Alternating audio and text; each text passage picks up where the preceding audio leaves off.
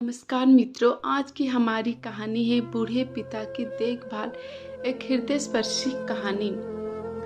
अरे रोशन, अगले सप्ताह में हम यूरोप टूर पर जा रहे हैं। पापा को कब लाऊं तुम्हारे पास या तुम लेकर जाओगे उन्हें? अरे भैया, एक प्रॉब्लम हो गई है। प्रिया के भाई ने हमारी कश्मीर टूर की बुकिंग की है, वह भी अगले सप्ताह का ही है। उस वजह से सॉरी, मैं पापा को लेने नहीं आऊँगा। रोशन को ऐसे बोलकर गुस्से से विराट का सिर घूम गया। पर तुम्हें पूछकर ही तो मैंने यूरोप टूर की बुकिंग की थी ना। उस बात को 3 महीने हो चुके हैं और तुम मुझे अभी बता रहे हो कि नहीं आ सकता, वह भी मैंने पूछा तब। अभी मुझे बताओ, पापा को कहाँ भेजूं? भैया, आपको तो पता है कि प्रिया का स्वभाव कैसा है। उसने एक बार ठान लिया तो ब्रह्मदेव भी उसके प्लान में रुकावट दे नहीं सकते। तो फिर प्लीज मेरे घर में झगड़ा मत लगाओ। रह गया पापा का सवाल तो आप तन्नू को पूछो। वह यही रहने वाली है ना, और उसका घर बहुत बड़ा है। अरे लेकिन उतने में फोन कट गया। विराट ने गुस्से से मोबाइल की तरफ देखा।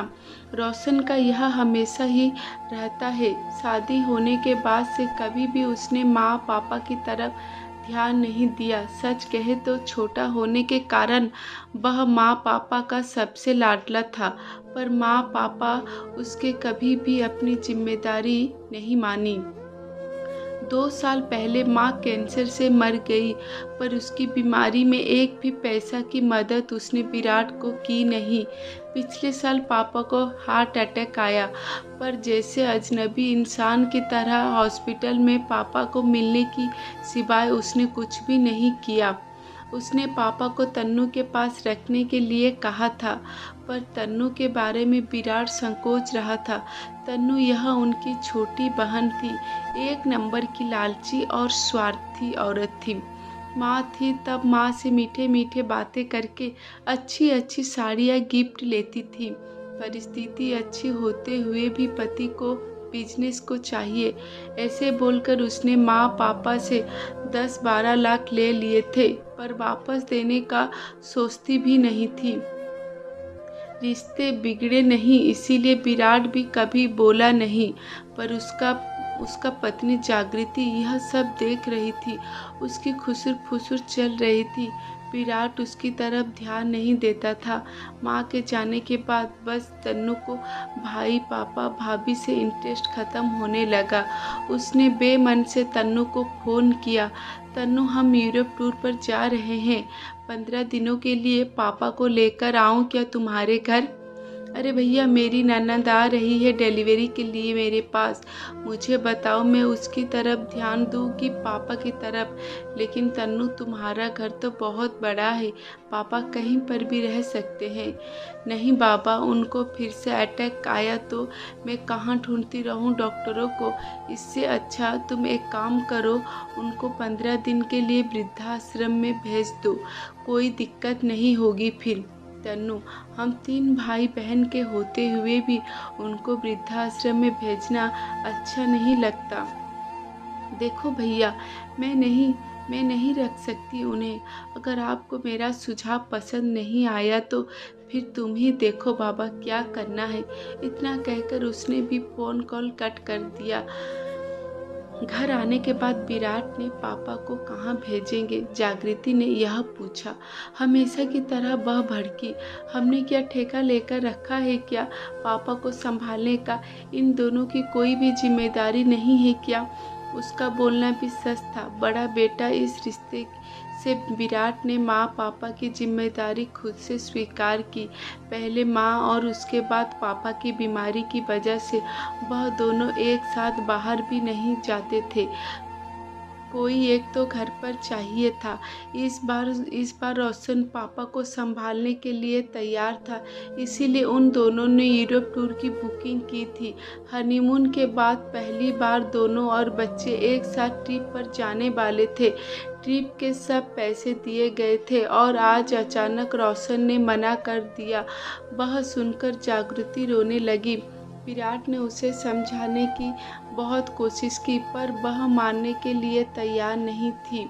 मुझे कुछ नहीं पता, कुछ भी करो हम ट्रिप पर जाएंगे ही जाएंगे। पापा को पोता पोती से सब बात मालूम पड़ी। वह विराट को बोले, अरे क्यों इतनी टेंशन ले रहे हो तुम, रहूँगा मैं अकेले, जाओ तुम सब। ऐसा क्यों बोल रहे हो पापा, आपको एक अटैक आ चुका है, आपका बीपी और शुगर हमेशा कम ज़्यादा होता रहता है, कैसे छोड़ आपको अकेले यहाँ पर।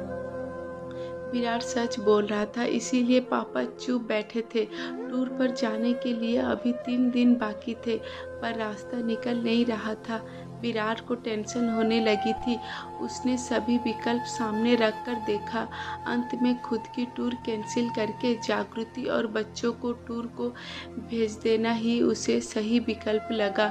जागृति का गुस्सा और 2 लाख का नुकसान भी होने वाला था, पर उसके पास ऐसा करने के अलावा कोई दूसरा रास्ता नहीं बचा था। अंत में उसने अपना निर्णय पक्का किया और जागृति को फ़ोन करके सूचना दी। वह तो रोने लगी, पर उसे समझाने के बजाय फ़ोन काट दिया। बाद में ड्राइवर को फ़ोन करके तैयार होने के लिए कहा और वह ऑफिस के बाहर आकर गाड़ी में बैठ गया। गाड़ी ट्रैवल एजेंसी की तरफ ले जाने को कहा। बहुत टेंशन में दिख रहे हो साहब, उसके ड्राइवर जगन ने उसे पूछा। फिर विराट ने सब बातें उसे बताई। वह सुनने के बाद वह बोला, अरे साहब फिर तुम क्यों ट्रिप कैंसिल करते हो। साहब मैं मेरे घर लेकर जाता हूँ बड़े साहब को। नहीं नहीं, क्यों तुम्हारे फैमिली को परेशान करना। पापा की ज़्यादा देखभाल करनी पड़ती है, उनकी दवाइयों का खाने पीने का वक्त देखना पड़ता है। अरे साहब उसमें क्या है, हम भी अपने पिताजी का करते हैं ना, उनका भी बाईपास हुआ है, आपको भी तो पता है ये सब। मेरे पिताजी बड़े साहब को पहचानते हैं, दोनों की अच्छी दोस्ती हो जाएगी। देखो वह कुछ नहीं, मैं बड़े साहब को लेकर जाऊंगा। एक ड्राइवर के घर पापा को भेजना विराट को कुछ अच्छा नहीं लगा, लेकिन ड्राइवर का हट देखकर उसने पापा को ही पूछकर फैसला लेना सही समझा। ठीक है चलो गाड़ी घुमाओ, हम पापा को भी पूछते हैं, वह रेडी हो जाए तो मुझे कोई दिक्कत नहीं है। जगन बहुत खुश हुआ। घर जाकर उसने बड़े साहब से पूछा, पापा भी तैयार हो गए। वह बोले, जगन के परिवार को कोई दिक्कत नहीं होगी तो मैं जाने के लिए तैयार हूँ। जगन ने तुरंत घर पर फ़ोन लगाया। बोलना ख़त्म होने पर वह खुशी से बोला, सब तैयार है, मेरे पिताजी को तो बहुत आनंद हुआ है। टूर के दिन जगन बड़े साहब को लेकर उसके घर ले गया। बाद में उसने विराट और परिवार को एयरपोर्ट पर छोड़ आया।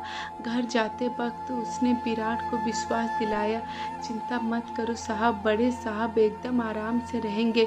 टूर के दौरान भी विराट उसके पापा को फ़ोन करके हाल पूछता था।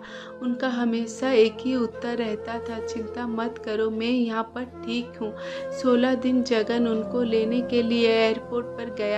विराट ने पापा की पूछताछ की। मजे में है बड़े साहब, बहुत धमाल की दोनों बुड्ढों ने, जगन बोल रहा था। वह सुबह उठकर मॉर्निंग वॉक पर जाते थे, फिर दिन भर पत्ते और शतरंज का खेल खेलते थे, फिर शाम को मंदिर में जाकर भजन कीर्तन सुनते थे। उनकी तरह ज्येष्ठ नागरिकों के साथ चौपाटी पर बैठकर बातें करते थे। 3 दिन पहले बड़े साहब को थोड़ा बुखार आया था, शुगर भी थोड़ी बढ़ गई थी, फिर उनको अस्पताल लेकर गया। अभी वो एकदम ओके हैं। हमें छोड़ने के बाद लेकर आना पापा को घर पर, एक दिन रहने दो ना साहब, उनका बीमारी की वजह से उनकी मेहमान नवाजी रह गया है। अरे अभी क्यों करनी मेहमान नवाजी, इतने दिन तक तो तुमने उन्हें संभाला, वह क्या कम है।